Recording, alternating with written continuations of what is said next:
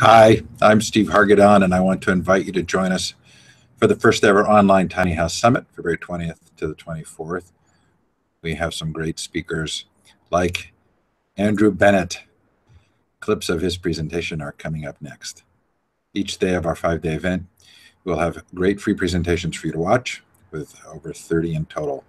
Please do sign up to join us at tinyhousesummit.com, and we'll see you online.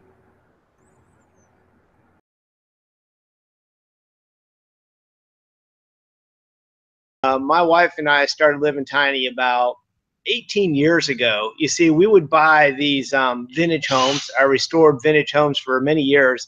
We started out typical young, just newlywed family couple, and buying these houses. And of course, we had the big dreams, these big, beautiful houses, and we'd buy them and fix them up. And they were gorgeous, beautiful homes. They'd be featured in magazines and historic walks and so forth. And well, there would always be like a big attic space or a basement or an outbuilding or something that was just like, man, we got to think of something cool to use that space for. And I would always build it out into like this little micro living quarters. And eventually we had these properties built up with these cute little guest houses. The appraisal values were going through the roof because of it.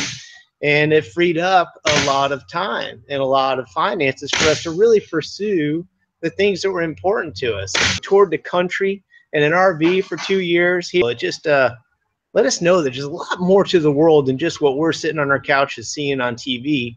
And this is what tiny meant to us. This is what living minimally meant to us. And we kind of just fell into it. There wasn't like a movement going or an industry of living tiny. It was, we just thought the apartment was cute. And then it just kind of snowballed into this whole lifestyle, you know. And now we have little kids. I have a 8-year-old and a 3-year-old. They're both adopted. And now we're fixing to do it again. We're actually going to build ourselves another little tiny, and not an RV this time. We're actually I'm going to build one. As you can see, I got a shop. By the way, welcome to Trekker Trailers. This is this is my magic kingdom right here. You know, time is the only thing you can't store up, you can't buy.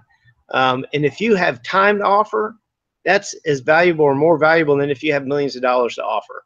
You know, somebody sitting alone, you know, dying in hospice or whatever, doesn't care if you send them $500. But it does mean a lot to them if you actually can come and hold their hand for a while and not feel like you got to get back to the office. I mean, this is important stuff, guys. I'm passionate about this. You know, I work a lot of hours. I really do. And I do it because I want to reach you guys.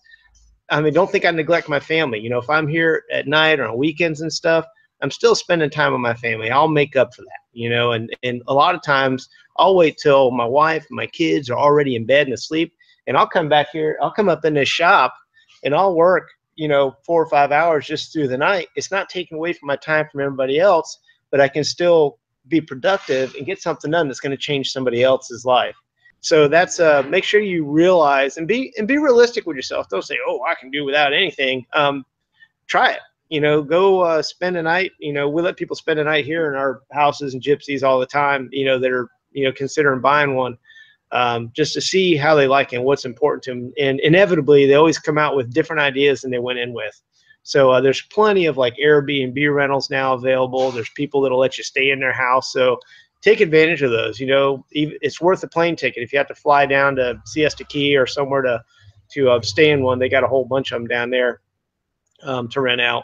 I would say always do that in any opportunity. Another thing is very often in building traditional homes, they say most people have to build 3 houses before they really get it dialed in the way they want it. So I hear it all the time. People, oh, this is the last house I'm going to own, so I want to make it right.